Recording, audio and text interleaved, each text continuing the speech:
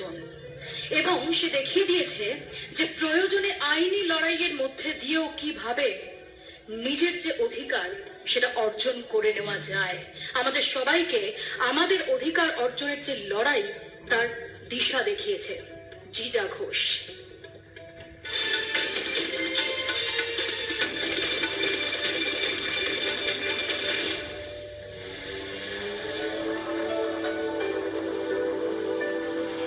ফেব্রুয়ারি 2012 কলকাতা গোয়াগামী বেসরকারি বিমানের এক যাত্রীকে নেমে যেতে বলেন বিমানের পাইলট, কারণ তিনি সেরিব্রাল পলসের শিকার।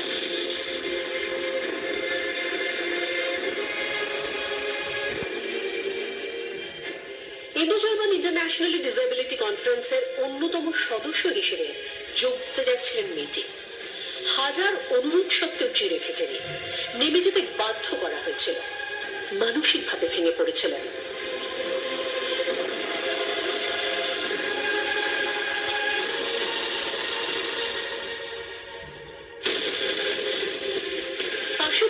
আইআইসিটি কলকাতার প্রতিষ্ঠাতা ডক্টর সুধা কর তারই অনুপ্রেরণায় মহামান্য সুপ্রিম কোর্টে বিচারের আবেদন জানান।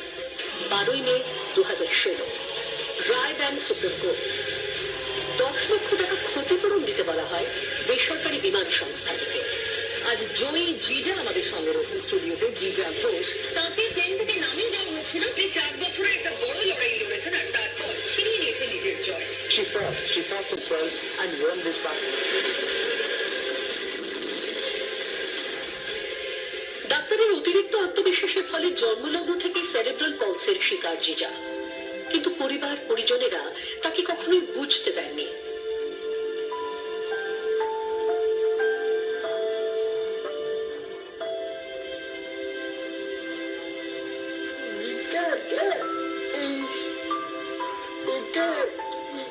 দশ বছর বয়সী বাবাকে হারানো জিজার অভিভাবক মা জয়শ্রী ঘোষ ভর্তি করেন আইআইসিটিতে।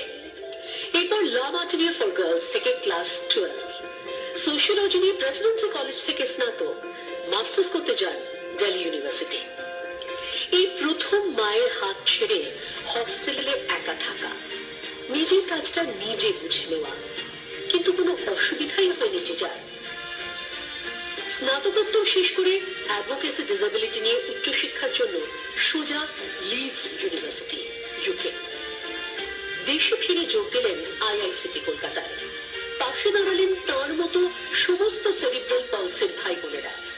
কেবলমাত্র ভোকেশনাল ট্রেনিং দেওয়াই নয়, তাঁরাও যে সমাজের মূল স্রোতে মিশতে পারেন, তাদের মধ্যেও যে কাজ করার, সৃষ্টির আনন্দে নিজেকে মেলে ধরার অধিকার রয়েছে, তা সমাজের চোখে আঙুল দিয়ে দেখানোর চেষ্টা করেন জিজা।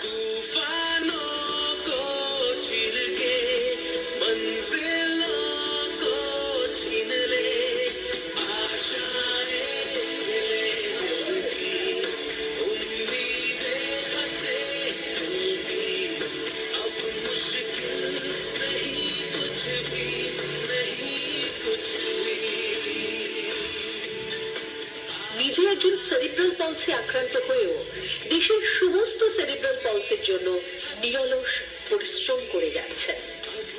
তার দৃঢ় স্বাধীন চেতা মন যেন বারবার মনে করিয়ে দিচ্ছে হেলেন কেলারের সেই উক্তি, I am the only one, but still I am one. I cannot do everything, but still I can do something. I will not refuse to do something I can do. তিনি জিজা ঘোষ।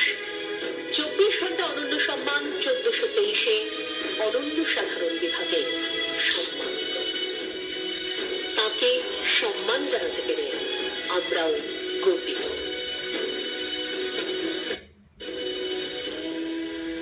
জিজা ঘোষ, আমাদের সবার অধিকার অর্জনের যে লড়াইটা কখনো আমরা লড়তে পারি, কখনো লড়তে পারি না, সেই সমস্ত লড়াইয়ের প্রতিমূর্তি জিজা ঘোষকে আমি মঞ্চে আসার জন্য অনুরোধ জানাবো। জিজা, প্লিজ।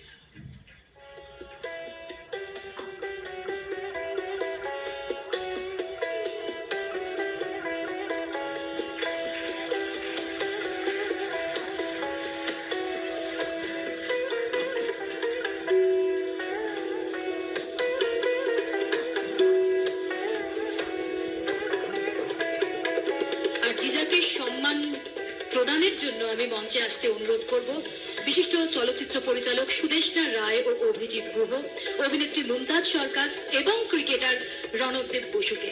প্লিজ।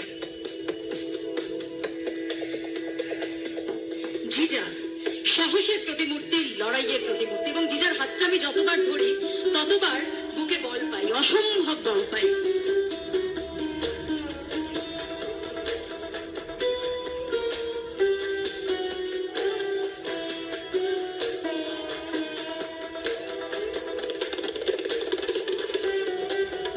আমি অনুরোধ করব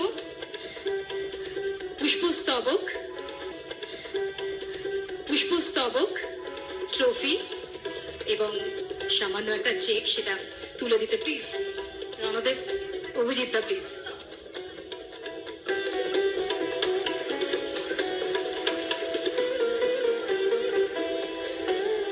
ট্রফি প্লিজ।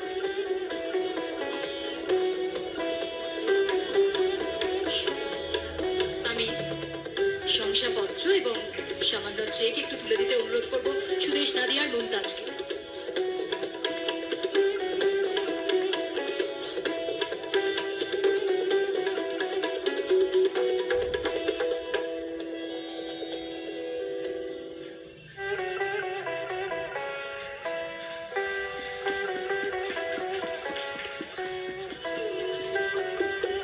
এত লড়াইয়ের ইন্সপিরেশন কিভাবে পেলে একটু আমাদের সাথে শেয়ার করবে প্লিজ।